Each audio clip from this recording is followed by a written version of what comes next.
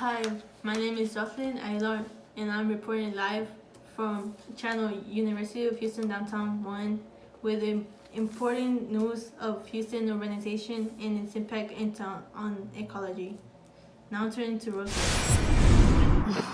Hi, this is Rosa Medellin with Channel UHD 1, and I'm here to inform you about the wetlands and the ecosystems of the Houston area.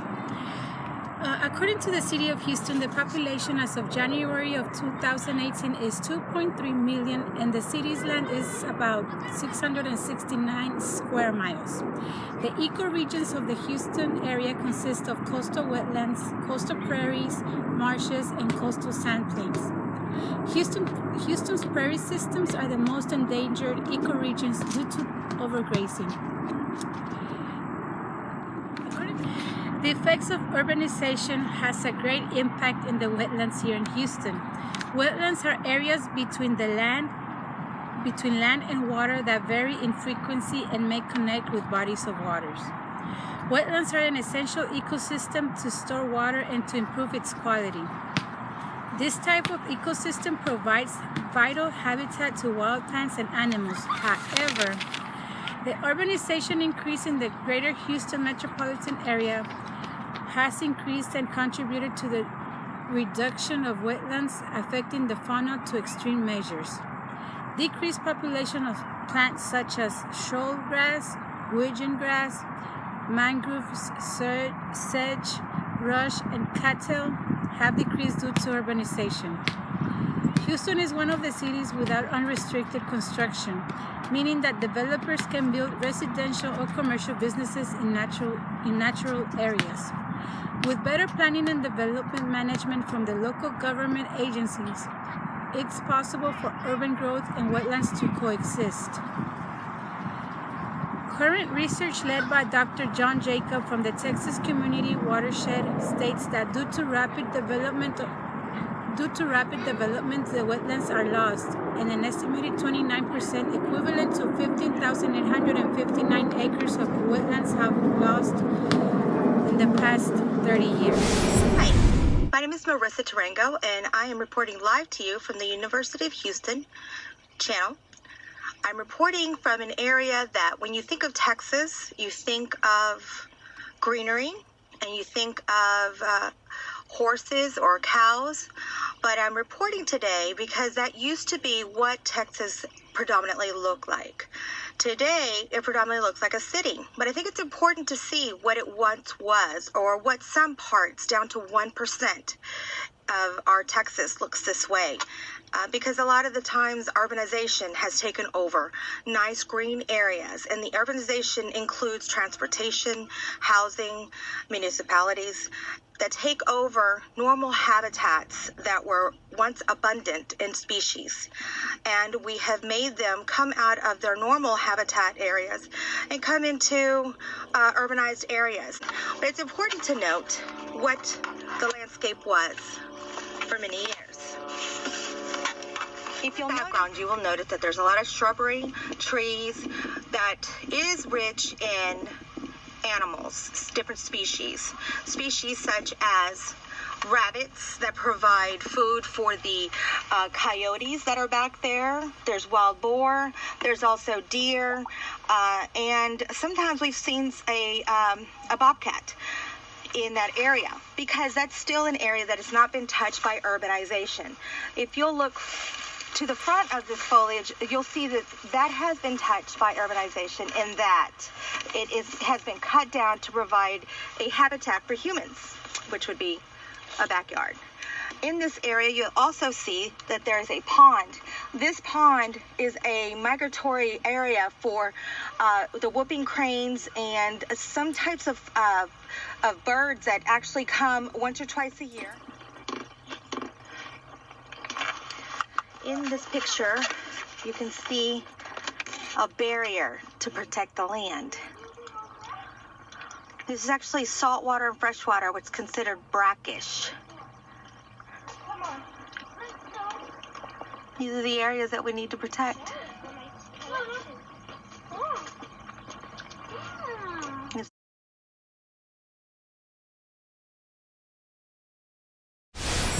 Hi, Jocelyn, and I want to remind y'all like the importance of saltwater. Just like Marissa has been talking about saltwater. Saltwater is in many habitats of many species.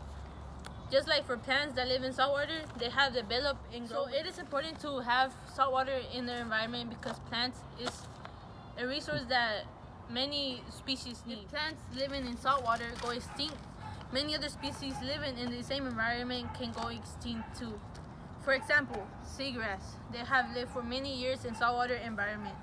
We need seagrass because they are very important to our species. They provide food, habitats, water quality, and local economy. For example, in this picture, you can see a marine turtle is eating a seagrass.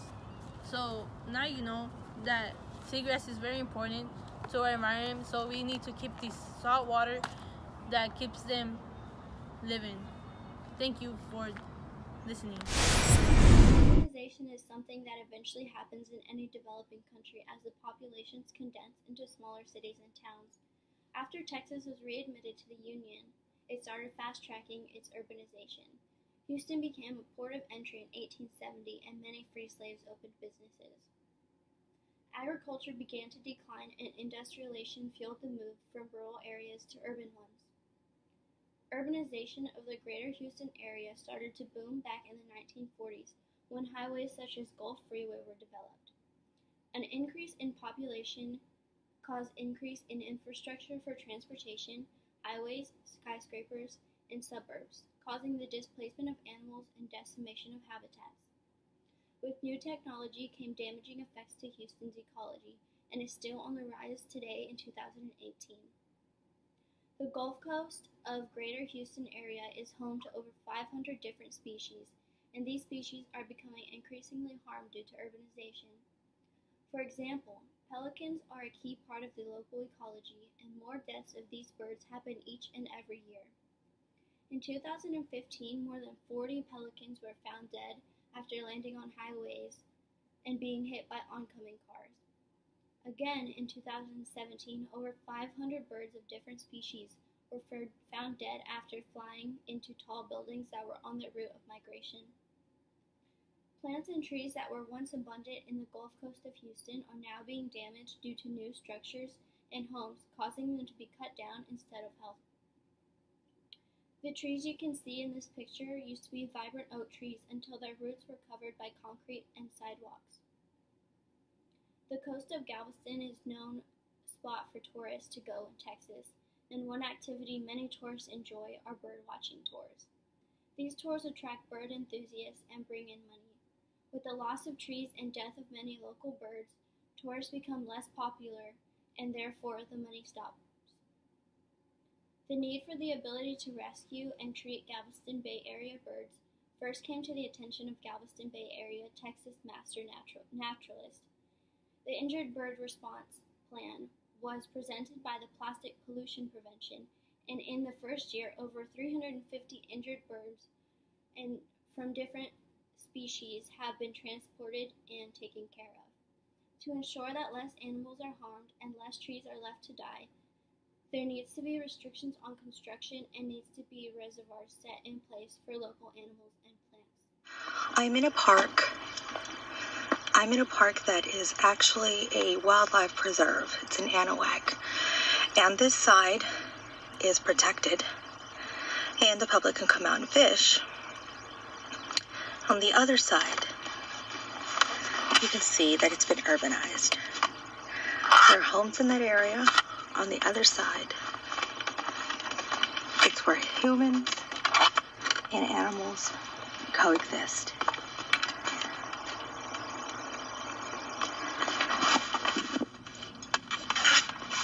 In a perfect world, we wouldn't encroach on their lands, but we all know that urbanization has very negative effects on our wildlife.